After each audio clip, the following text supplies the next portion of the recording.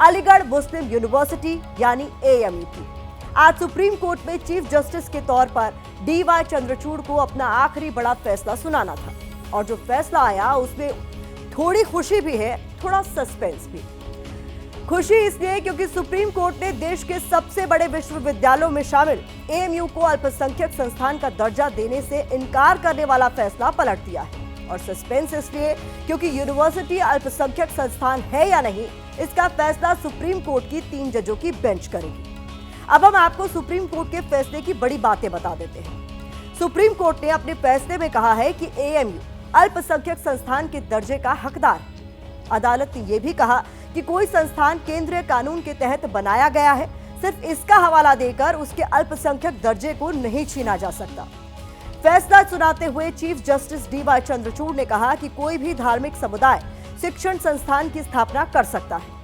साथ ही अदालत का यह भी कहना था कि धार्मिक समुदाय संस्थान चला सकते हैं। 3 जजों की बेंच को मामला भेजते समय सुप्रीम कोर्ट ने कहा कि किसी शिक्षण संस्थान को अल्पसंख्यक का दर्जा देने से पहले कुछ बातों की जांच जरूरी है, जैसे उस शिक्षण संस्थान की स्थापना का उद्देश्य क्या था, उसे स्थापित करते समय फंड और जमीन किसने दी। अब 3 जजों की जो बेंच बनेगी वो इन सवालों की पड़ताल करेगी और उनके आधार पर AMU का दर्जा तय करेगी। लेकिन सुप्रीम कोर्ट के आज के फैसले से बीजेपी के विधायक मानवेंद्र प्रताप सिंह काफी नाराज हैं। सुप्रीम कोर्ट ने अपने अधिकारों का असंवैधानिक प्रयोग आज किया है। सुप्रीम कोर्ट का केवल इतना काम होता है कि संविधान की आत्मा की संरक्षा करने का काम है, लेकिन आज उन्होंने संविधान की आत्मा को मारने का, उसकी हत्या करने का। आर्टिकल 30 क्लॉज में स्पष्ट है कि अल्पसंख्यकों द्वारा स्थापित और प्रशासित, ये ना तो अल्पसंख्यकों द्वारा स्थापित है ना प्रशासित है, इसलिए अल्पसंख्यक संस्थान नहीं है। दरअसल AMU के लिए जमीन उस जमाने में मुल्तान रियासत के राजा रहे महेंद्र प्रताप सिंह ने दी थी। 1929 में राजा महेंद्र प्रताप सिंह ने 2 रुपए की लीज की थी। AMU को सिर्फ 2 रुपए की एवज में 90 साल के लिए जमीन मिल गई। अलीगढ़ में GT रोड के पास की उसी जमीन पर AMU का सिटी स्कूल शुरू किया गया, जो बाद में कॉलेज और फिर यूनिवर्सिटी बन गया। चूंकि मामला AMU और इसके अल्पसंख्यक दर्जे से जुड़ा है, इसलिए इस मुद्दे पर बयानबाजी भी खूब हो रही है। दलील ये भी दी जा रही है कि यूनिवर्सिटी के लिए जमीन हिंदू राजा ने दी थी। हालांकि सुप्रीम कोर्ट के फैसले पर तमाम राजनीतिक दलों की राय अलग अलग है। ये फैसला भारतीय जनता पार्टी के भी खिलाफ है, क्योंकि भारतीय जनता पार्टी की सरकार नहीं चाहती थी कि AMU को माइनॉरिटी स्टेटस वो उनका बरकरार रहे, लेकिन देश की अदालत ने आज जो फैसला सुनाया है वो स्वागत योग्य है। आप स्कॉलरशिप बंद कर देंगे, आप मौलाना आज़ाद फेलोशिप बंद कर देंगे, आप धीरे धीरे माइनॉरिटी मिनिस्ट्री का बजट घटाते जाएंगे। ये सब जो कार्यक्रम रहे हैं पिछले कुछ सालों में मौजूदा भारत सरकार के, वो तो यही दर्शाते हैं ना कि आप पढ़ने लिखने नहीं देना चाहते। देश की एकता के लिए, देश की अखंडता के लिए आज फैसला माननीय उच्चतम न्यायालय के द्वारा हुआ है, बड़ा ही सराहनीय है। भारतीय जनता पार्टी का जो मंसूबा समय समय पर होता है, उस पर कहीं न कहीं धक्का लगा है। संविधान संगत तरीके से केंद्र सरकार अपना पक्ष रखेगी। Supreme Court's primary duty is to interpret the provisions of the constitution. वो अपना धर्म निभाएंगे, केंद्र की सरकार अपना धर्म निभाएगी।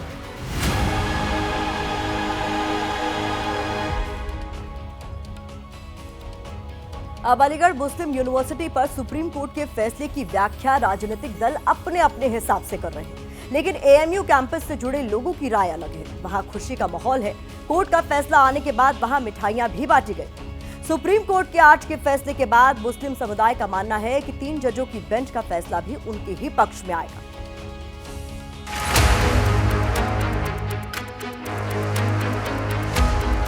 सुप्रीम कोर्ट का ये फैसला मुसलमानों के लिए एक ऐतिहासिक जीत है। जो 3 जजेस की बेंच है, वो बेंच उम्मीद है कि फेवर में फैसला देगी और माइनॉरिटी स्टेटस जो मिलेगा तो उसके बड़े इख्तियारात होते हैं। सारे राइट्स, सारे पावर्स उनके अंदर उनको खुद होंगे और इसके अंदर किसी की दखलंदाजी नहीं। जो देश को बांटना नहीं चाहते, जो बटोगे और कटोगे वाली राजनीति नहीं करना चाहते, वो तमाम के तमाम लोग इसको अच्छा समझेंगे। 3 जजेस की बेंच बनेगी, उसके सामने जाहिर सी बात ये तमाम हिस्टोरिकल फैक्ट्स रखे जाएंगे और हम लोगों को पूरी उम्मीद है कि अलीगढ़ यूनिवर्सिटी के माइनॉरिटी कैरेक्टर के रास्ते में जो रुकावटें थीं वो आज के इस फैसले से ख़त्म हो जाएंगी। हमारे एजुकेशन इंस्टीट्यूट हो सकते थे, उन तमाम पर जिस तरह से प्रहार किया है बीजेपी ने, उन तमाम चीज़ों को देखते हुए ये सुप्रीम कोर्ट का ये फैसला इन लोगों के मुंह पर एक करारा तमाचा है।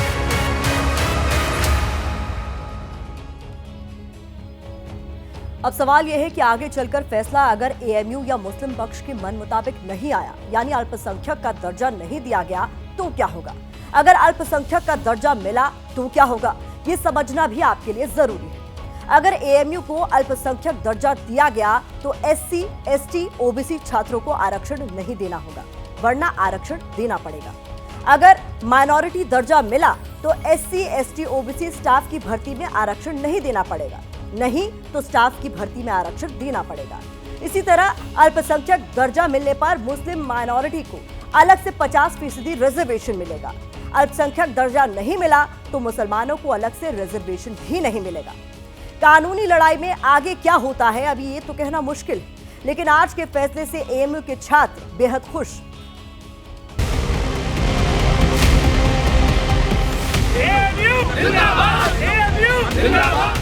बहुत खुशी हो रही सुन के ये फैसला, और इसकी हम उम्मीद भी करते थे कि हमें माइनॉरिटी स्टेटस जो है इसका बरकरार रहना चाहिए। जो होना चाहिए था वही हुआ है। मैं इसके लिए सुप्रीम कोर्ट को, जो एएमयू की लड़ाई यहाँ पे 30-40 साल 50 साल से लड़ रहे हैं, सबको मैं बधाई देता हूँ।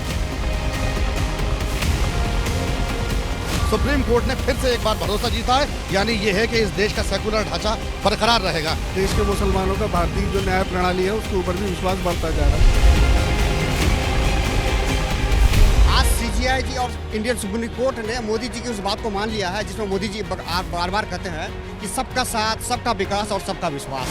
इस देश को अगर तरक्की करना है तो माइनॉरिटी को भी मेन स्ट्रीम में लाना है। उम्मीद है कि सुप्रीम कोर्ट आने वाले भविष्य में भी हमारे एएमयू के हक में फैसला अपना देगी। एएमयू जिंदाबाद था, एएमयू जिंदाबाद है, एएमयू जिंदाबाद रहेगा। इस पर आज मुहर फिर से लग गई।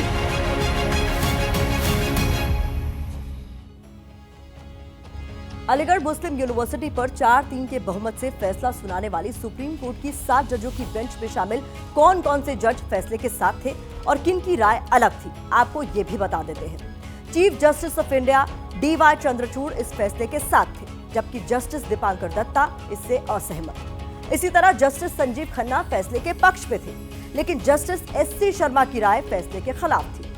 जस्टिस JB पारदीवाला भी फैसले के साथ थे, लेकिन जस्टिस सूर्यकांत असहमत, जबकि जस्टिस मनोज मिश्रा अलीगढ़ मुस्लिम यूनिवर्सिटी पर फैसले के साथ थे। सुप्रीम कोर्ट ने अलीगढ़ मुस्लिम यूनिवर्सिटी पर अपना यह फैसला संविधान के अनुच्छेद 30 का हवाला देते हुए सुनाया है। संविधान का अनुच्छेद 30 धार्मिक और भाषाई तौर पर अल्पसंख्यकों को शैक्षणिक संस्थान स्थापित करने का अधिकार देता है।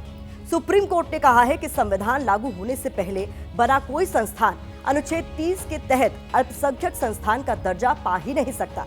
ये मानना गलत है। ये फैसला सुनाते हुए सुप्रीम कोर्ट ने अपना ही 57 साल पुराना फैसला पलट दिया। 57 साल पुराना वो case Aziz Basha versus Union of India के नाम से जाना जाता है।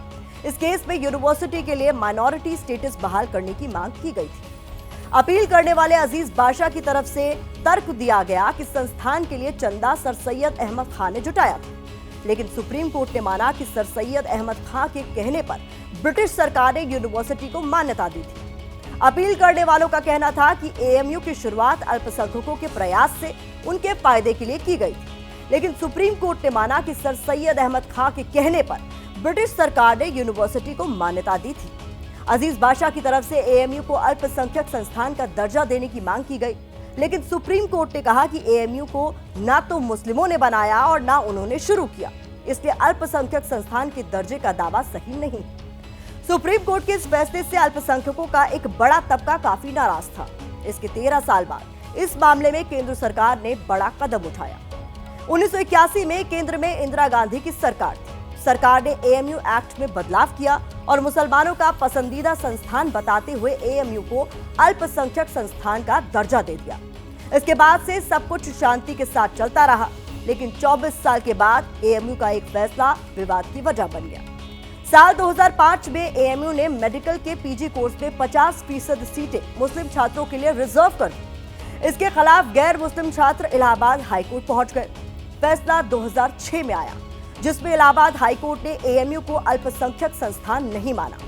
हाईकोर्ट के उस फैसले के खिलाफ एएमयू सुप्रीम कोर्ट पहुंच गया और साल 2019 से ही 60 जजों की संविधान पीठ इस मामले की सुनवाई कर रही थी, जिस पर आज फैसला तो आ गया, लेकिन मामला 3 जजों की बेंच को भेजकर कोर्ट ने कानूनी लड़ाई का एक और मोर्चा खोल दिया है। कुल मिलाकर कहें तो एएमयू के अल्पसंख्यक दर्जे पर सस्पेंस अभी बाकी है। वैसे अल्पसंख्यक दर्जे को लेकर चर्चा में सिर्फ एएमयू ही नहीं रहता।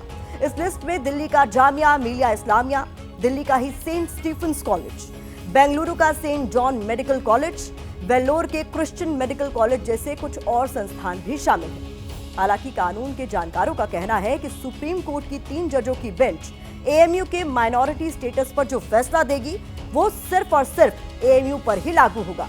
दूसरे अल्पसंख्यक दर्जा वाले संस्थानों पर इस फैसले का कोई भी असर नहीं होगा।